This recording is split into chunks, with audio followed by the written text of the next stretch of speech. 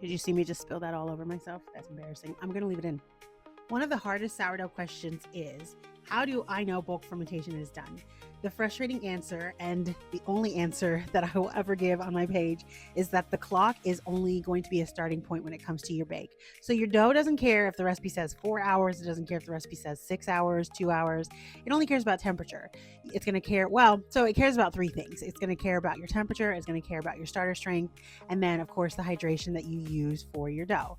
And then how much fermentation has actually happened. So for a basic loaf, I personally am going to be watching for a few things altogether and how they kind of marry one another. So has the dough risen noticeably? So in past videos, I ask questions to myself in my little notebook of, are there bubbles along the sides and the surface? You'll see a lot of times that I will start mixing my dough with a glass bowl so that I can look at and see the bubble activity in that dough. Does it look smoother rather than relaxed? And I base that off of when I started versus where I am in my bulk fermentation process.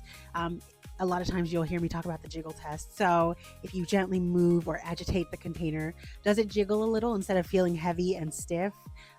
These are just a few signs, though every baker has their own kind of list of things that they look for. Some bakers are just so good that they know exactly and immediately when bulk fermentation has ended. But for me, I kind of still need the checklist to be able to keep myself honest. But these signs tell me that the dough is building gas and structure. And if it still looks kind of like dense and tight, and I'll insert some pictures if I have them. I've moved a lot of stuff off my phone, but that probably means that it needs more time.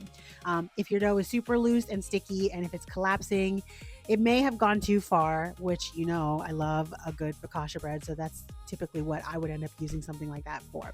So before you start blaming the oven or the pan when you get your final bakes and they don't look exactly how you thought they would, make sure to make a checklist of questions that you ask yourself so that you can tell when it's time to put your dough into the fridge for the overnight proof or bake it, depending on what you're going to use it for. So let me know, do you end bulk by time, rise, or vibes? Let me know in the comments, and thanks so much for watching.